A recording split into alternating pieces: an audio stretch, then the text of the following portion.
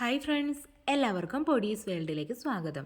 ഇന്ന് ഞാൻ വന്നിട്ടുള്ളത് ബ്രേക്ക്ഫാസ്റ്റ് ആയിട്ടോ ഈവനിങ് സ്നാക്ക് ആയിട്ടോ ഒക്കെ കഴിക്കാൻ പറ്റിയിട്ടുള്ള നല്ലൊരു പലഹാരത്തിൻ്റെ റെസിപ്പി ആയിട്ടാണ് കേട്ടോ. നല്ല ഹെൽത്തി ആയിട്ടുള്ളൊരു പലഹാരമാണ്. അപ്പോൾ വീഡിയോ കണ്ടുകൊണ്ടിരിക്കുമ്പം ഇഷ്ടമാവുകയാണെന്നുണ്ടെങ്കിൽ പ്ലീസ് ഒന്ന് ലൈക്കും കൂടി ചെയ്തേക്കണേ.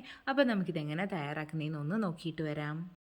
സ്നാക്ക് തയ്യാറാക്കി എടുക്കുന്നതിനായിട്ട് ആദ്യം തന്നെ ഒരു പാനിലേക്ക് 1 ടേബിൾ സ്പൂൺ അളവിൽ നെയ്യൊന്ന് ഒഴിച്ചു കൊടുക്കാം. നെയ്യൊന്ന് ചൂടായി വരുമ്പോഴേക്കും ഇതിലേക്ക് കുറച്ച് കാഷ്നട്ടും ബദാമും ഒന്ന് ഗ്രേറ്റ് ചെയ്തത് ചേർത്ത് കൊടുക്കാം കേട്ടോ. എന്നിട്ട് നമുക്കിത് നന്നായിട്ടൊന്ന് മിക്സ് ചെയ്തെടുത്തിട്ട് ഒന്ന് റോസ്റ്റ് ചെയ്തിട്ടെടുക്കാം. അതിനുശേഷം ഇതിലേക്ക് 1 കപ്പ് അളവിൽ ചിരകിയ തേങ്ങ കൂടി ചേർത്ത് കൊടുക്കാം. എന്നിട്ടിത് നന്നായിട്ടൊന്ന് മിക്സ് ആക്കിയിട്ട് എടുക്കാം കേട്ടോ. ഇനി നമുക്കിത് ഒരു മിനിറ്റ് നേരത്തേക്ക് ഒന്ന് റോസ്റ്റ് ചെയ്തിട്ട് എടുക്കാം കേട്ടോ. അപ്പോൾ ഇതാ തേങ്ങയൊക്കെ ഒരുവിധം ഒന്ന് റോസ്റ്റായിട്ട് വന്നിട്ടുണ്ട്. ഇനി ഇതിലേക്ക് ശർക്കര പാനി ചേർത്ത് കൊടുക്കുക കേട്ടോ. ഞാനിവിടെ ഒരു 1/2 കപ്പ് ശർക്കര എടുത്തിട്ട് അതിലേക്ക് ഒരു 1/4 കപ്പ് വെള്ളം ഒഴിച്ചിട്ട് നന്നായിട്ടൊന്ന് മെൽറ്റ് ചെയ്തെടുത്തിട്ടുണ്ടായിരുന്നു.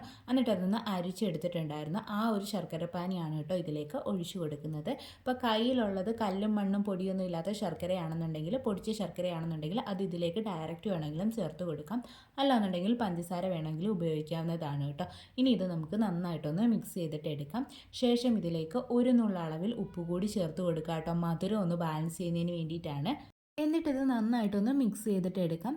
ശേഷം നമുക്കിത് നന്നായിട്ടൊന്ന് ഡ്രൈ ആക്കിയിട്ട് എടുക്കണം കേട്ടോ. ഇപ്പോൾ ഒരിത്തിരി ശർക്കര പാനിയൊക്കെ ഉണ്ട്, അതൊക്കെ ഒന്ന് വറ്റിയിട്ട് നന്നായിട്ട് ഡ്രൈ ആക്കിയിട്ട് എടുക്കുക കേട്ടോ. അപ്പോൾ അതൊന്ന് ഡ്രൈ ആയിട്ട് വന്നിട്ടുണ്ട്. ഇനി ഇതിലേക്ക് ഒരു 1/2 ടീസ്പൂൺ അളവിൽ ഏലക്കപ്പൊടി ചേർത്ത് കൊടുക്കാം.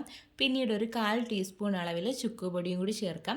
അതിനുശേഷം ഇതിലേക്ക് ഒരു 1/4 ടീസ്പൂൺ അളവിൽ ചെറിയ ജീരകം പൊടിച്ചതും കൂടി ചേർത്ത് കൊടുക്കാം കേട്ടോ. എന്നിട്ട് ഇത് നന്നായിട്ടൊന്ന് മിക്സ് ചെയ്തിട്ട് എടുക്കാം. അപ്പോൾ നമ്മുടെ ഫില്ലിംഗ് ഇവിടെ റെഡി ആയിട്ടുണ്ട്. ഇനി ഇതൊന്നെടുത്ത് മാറ്റി വെക്കാം കേട്ടോ. അടുത്തതായിട്ട് വേണ്ടത് അരിപ്പൊടിയാണ് കേട്ടോ. ഞാനിവിടെ 1/2 കപ്പ് അളവിലാണ് അരിപ്പൊടി എടുത്തിട്ടുള്ളത്. വറുത്ത അരിപ്പൊടിയാണ് കേട്ടോ എടുത്തിട്ടുള്ളത്. അപ്പം, ഇടിയപ്പം, പത്തിരിക്കൊക്കെ ഉപയോഗിക്കുന്ന ആ ഒരു പൊടിയാണ് എടുത്തിട്ടുള്ളത്. ഇത് നമുക്കൊരു പാത്രത്തിലേക്ക് അങ്ങ് ഇട്ട് കൊടുക്കാം. ശേഷം ഇതിലേക്ക് ആവശ്യമായിട്ടുള്ള ഉപ്പ് ചേർത്ത് കൊടുക്കാം. അതുപോലെ തന്നെ 1 ടീസ്പൂൺ അളവിൽ നെയ്യ് കൂടി ചേർത്ത് കൊടുക്കാം. ഇനി ഇതൊന്ന് കുഴച്ചിട്ടെടുക്കാം. അതിനായിട്ട് ഞാനിവിടെ നന്നായിട്ട് തിളച്ച വെള്ളമാണ് കേട്ടോ എടുത്തിട്ടുള്ളത്. 1/2 കപ്പ് അരിപ്പൊടിക്ക് 2 കപ്പ് അളവിൽ വെള്ളം എന്ന രീതിയിലാണ് ഞാനിവിടെ വെള്ളം എടുത്തിട്ടുള്ളത്. എല്ലാവർക്കും ഈ ഒരു അളവ് ആയിരിക്കണം എന്നില്ല കേട്ടോ. നമ്മൾ എടുക്കുന്ന ആ ഒരു അരിപ്പൊടിക്ക് അനുസരിച്ചിട്ട് ഈ ഒരു വെള്ളത്തിൻ്റെ അളവിൽ ചെറിയ വ്യത്യാസം വരും. എന്തായാലും നന്നായിട്ട് വെട്ടി തിളച്ച വെള്ളം തന്നെ എടുക്കാൻ വേണ്ടിയിട്ട് നോക്കുക. ഒറ്റയടിക്ക് ഒഴിച്ചു കൊടുക്കാതെ ഇരിക്കുക കേട്ടോ. കുറച്ച് കുറച്ചായിട്ട് ഒഴിച്ചിട്ട് മിക്സ് ചെയ്തിട്ട് എടുക്കുക. ഒരു സ്പൂൺ വെച്ചിട്ട് നന്നായിട്ട് മിക്സ് ആക്കിയിട്ട് എടുക്കുക കേട്ടോ. അപ്പോൾ ആദ്യം നന്നായിട്ടൊന്ന് മിക്സ് ചെയ്തെടുത്തിട്ടുണ്ട്. ഇനി നമുക്കിതൊന്ന് അടച്ച് വെക്കാം കേട്ടോ. ഒരു 2 മിനിറ്റ് നേരത്തേക്കൊന്ന് അടച്ച് വെക്കാം. ഇപ്പോൾ കുഴച്ചെടുക്കാൻ വേണ്ടിയിട്ട് പറ്റത്തില്ല കേട്ടോ, നല്ല ചൂടാണ്. അപ്പോൾ ഒരു 2 മിനിറ്റ് നമുക്ക് ഇങ്ങനെ ഒന്ന് അടച്ച് വെക്കാം കേട്ടോ. ഇനി ഇതൊന്ന് കുഴച്ചിട്ടെടുക്കാം കേട്ടോ. ഇപ്പോഴും ഈ ഒരു മാവിന് ചൂടുണ്ട്. ഈ ഒരു ചൂടോടുകൂടി തന്നെ കുഴയ്ക്കുന്നതായിരിക്കും കേട്ടോ നല്ലത്. എന്നാലാണ് നമ്മുടെ ഒരു പലഹാരം നല്ല സോഫ്റ്റ് ആയിട്ട് കിട്ടത്തുള്ളൂ കേട്ടോ. അപ്പോൾ നമുക്കിത് നന്നായിട്ട് അങ്ങ് കുഴച്ചിട്ടെടുക്കാം. കയ്യിൽ ഒട്ടി പിടിക്കുന്നുണ്ടെന്ന് തോന്നുകയാണെന്നുണ്ടെങ്കിൽ കയ്യിൽ കുറച്ച് നെയ്യോ ഓയിലോ എന്തെങ്കിലും തടവിയതിന് ശേഷം മാത്രം കുഴച്ചിട്ടെടുക്കുക കേട്ടോ. അപ്പോൾ നമുക്കിത് നന്നായിട്ടൊന്ന് കുഴച്ചിട്ടെടുക്കാം. അപ്പോൾ ആദ്യം ഞാൻ നന്നായിട്ടൊന്ന് കുഴച്ചെടുത്തിട്ടുണ്ട്. ഇനി നമുക്കിതൊന്ന് ഉരുളയാക്കിയിട്ട് എടുക്കാം കേട്ടോ. ഇതിൽ നിന്ന് കുറച്ച് മാവ് എടുത്തിട്ട് ഒരു ഉരുള പോലെ ആക്കിയെടുത്തതിന് ശേഷം നമ്മുടെ അപ്പുറത്തെ കയ്യിൽ വെച്ചിട്ട് ഈ ഒരു തള്ളവിരൽ വെച്ചിട്ട് അതിൻ്റെ ഒരു സെൻറ്റർ ഭാഗത്ത് കുറച്ചൊരു കുഴു പോലെ ആക്കിയിട്ട് എടുക്കുക കേട്ടോ. അതിൻ്റെ ആ ഒരു സൈഡ് എല്ലാതും ഏകദേശം ഒരേ സൈസിൽ വരത്തക്ക രീതിയിൽ വേണം ഈ ഒരു കുഴുവ് ആക്കിയിട്ട് എടുക്കാൻ വേണ്ടിയിട്ട്. എന്നിട്ട് അതിലേക്ക് നമ്മൾ നേരത്തെ റെഡിയാക്കി വെച്ചിട്ടുണ്ടായിരുന്ന ആ ഒരു ഫില്ലിങ് വെച്ച് കൊടുക്കാം. ഒന്ന് ഈ സ്പൂണിന് കോരി വെച്ച് കൊടുക്കാം. ഞാനിവിടെ ഒരു ഉരുളയാക്കിയിട്ടാണ് വെച്ച് കൊടുക്കുന്നത്. എന്നിട്ട് ഇതുപോലെ തന്നെ അതൊന്ന് അടച്ചു കൊടുക്കുക. എന്നിട്ട് നമ്മുടെ കൈ വെച്ചിട്ട് വീണ്ടും ഒന്നുകൂടി ഒന്ന് ഷേപ്പ് ആക്കിയിട്ട് എടുക്കുക കേട്ടോ. എന്നിട്ട് ഈ ഒരു ഉരുള ഞാൻ കുറച്ച് ബസ്മതി റൈസിലൊന്ന് റോൾ ചെയ്തിട്ട് എടുക്കാൻ വേണ്ടിയിട്ട് പോവുകയാണ്.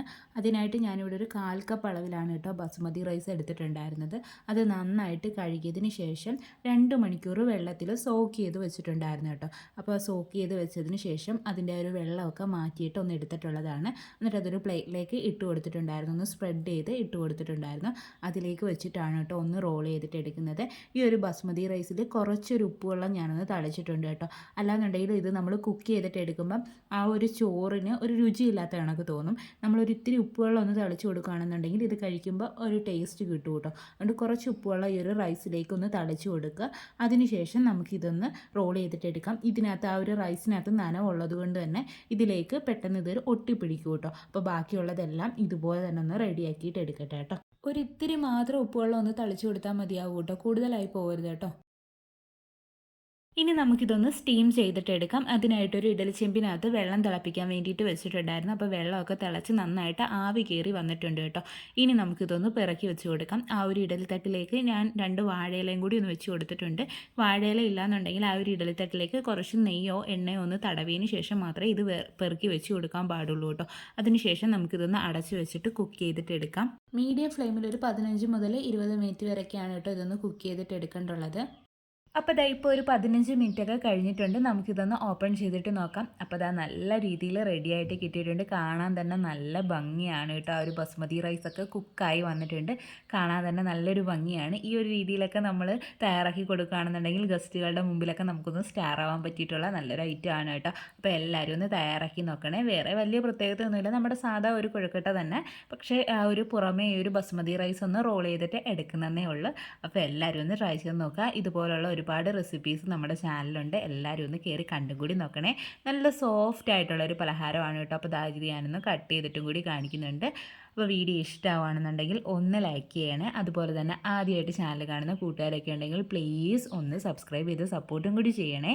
വീണ്ടും നല്ലൊരു വീഡിയോ ആയിട്ട് വരാം. Thanks for watching.